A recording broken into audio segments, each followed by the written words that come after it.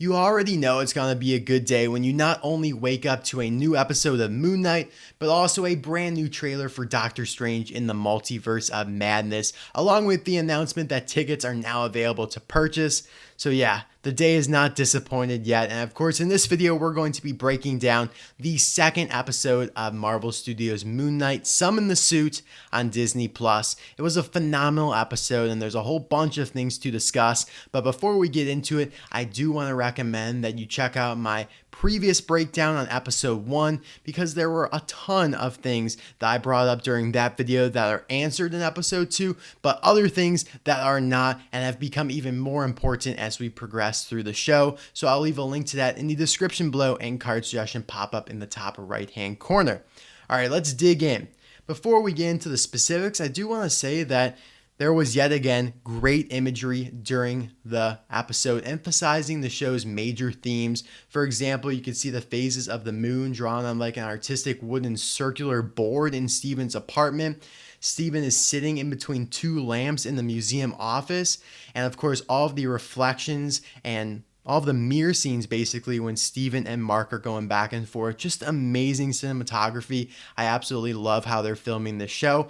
And I also want to say a logistical type thing here. I hope I can get screenshots of a lot of the things I talk about during this episode breakdown, because obviously if you try and screenshot something from Disney Plus, it just spits back at you a black screen. So I have to rely on somebody in Canada who can actually screenshot it, because I don't know, the rules are different up there or whatever. But anyways, that's enough of stuff you don't care about. Let's just continue on.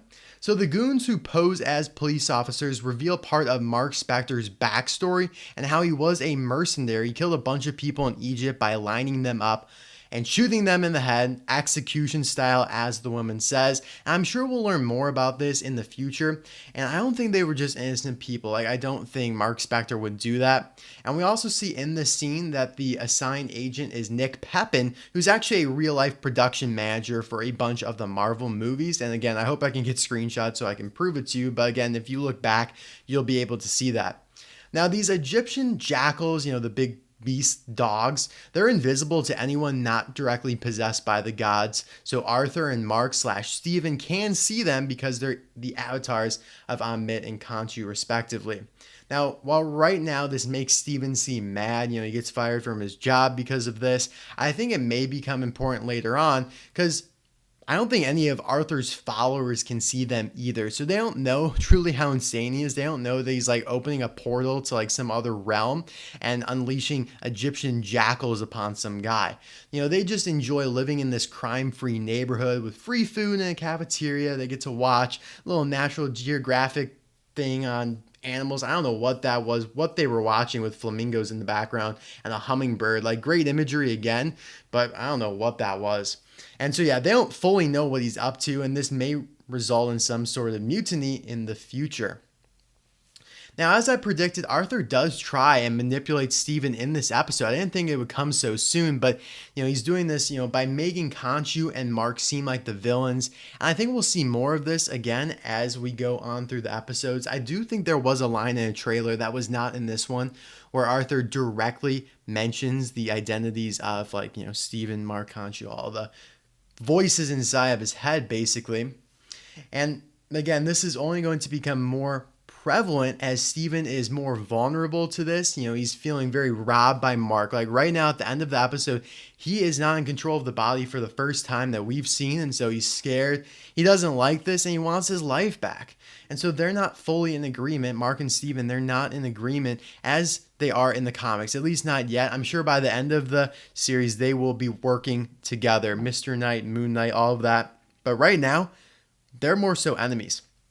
Now, some light is shed on the whole mum character as Layla reveals Marc and his mother have had like a bad relationship, and so she mentions that they've made up because Steven mentions calling his mom. And so I do believe that Steven has been calling a fake person that Marc created in Steven's phone in order to make him believe that he has like a unique life. I don't think Steven's mother actually exists because I do believe Marc is the original personality. But again, we will see all of this come to fruition in the next few episodes, I'm sure.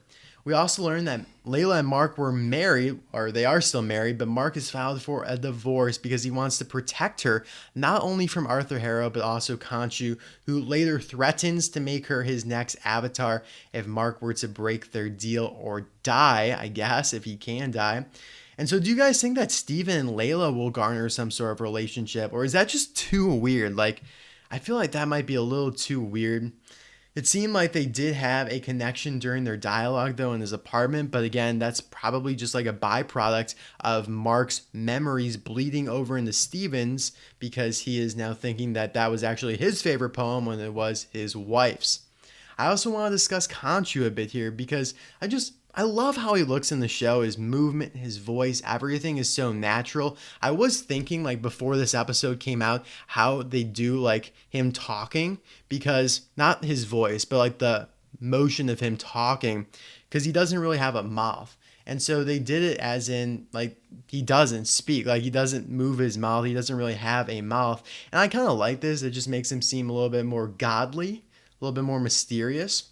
Now, he clearly is an ambiguous figure because while he claims to be the fist of vengeance, he later boasts about owning Marc's body because he resurrected him after he apparently died, which is why Marc is now indebted to him. Again, more things we'll see later on, probably in the next episode, since they will be back in Egypt, and I think this is where Marc died originally.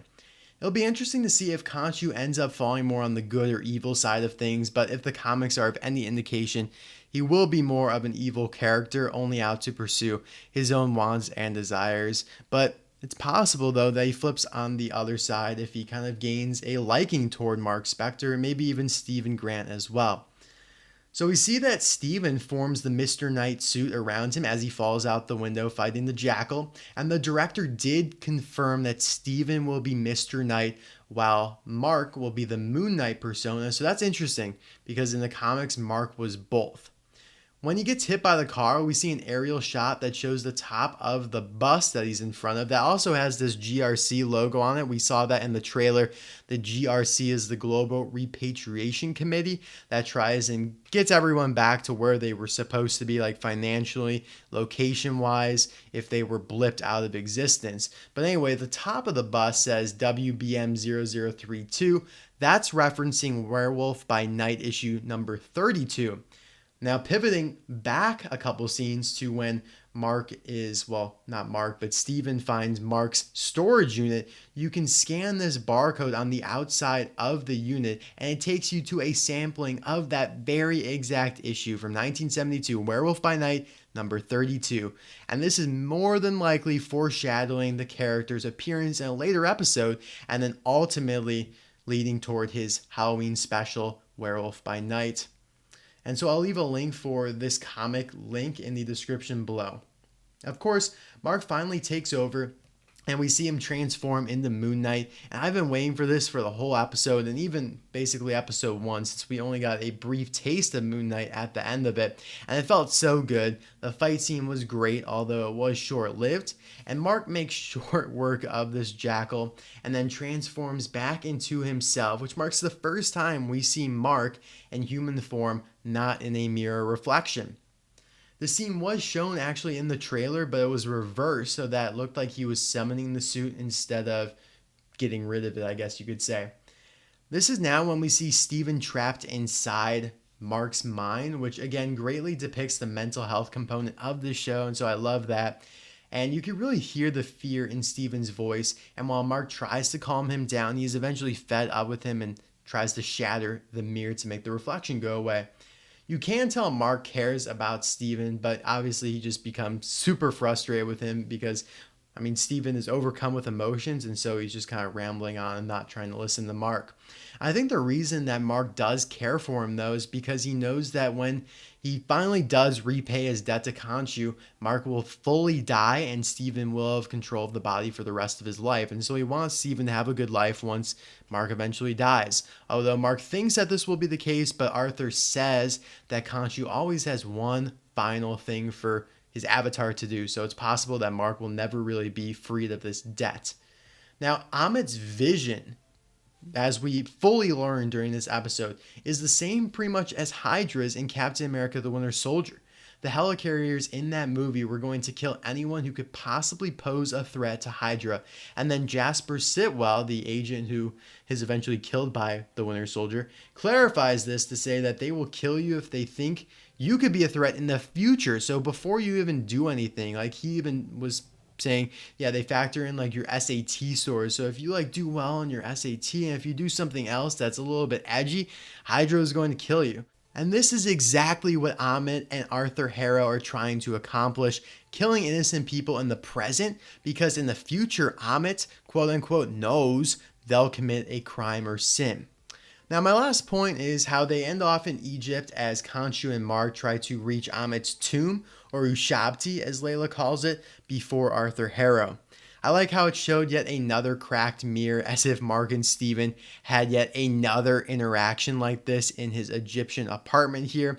And we also see that Marc is resorting to drinking to help the stress and weight of this whole situation, humanizing him. And then moreover, his fist is bloodied, so he must have gotten into a fight with someone already that we haven't seen. I really do like how many scenes like they're cutting out. Like there's so much going on. Like Marc comes in, obviously in the first episode, all those times they cut it out, they don't show it to us.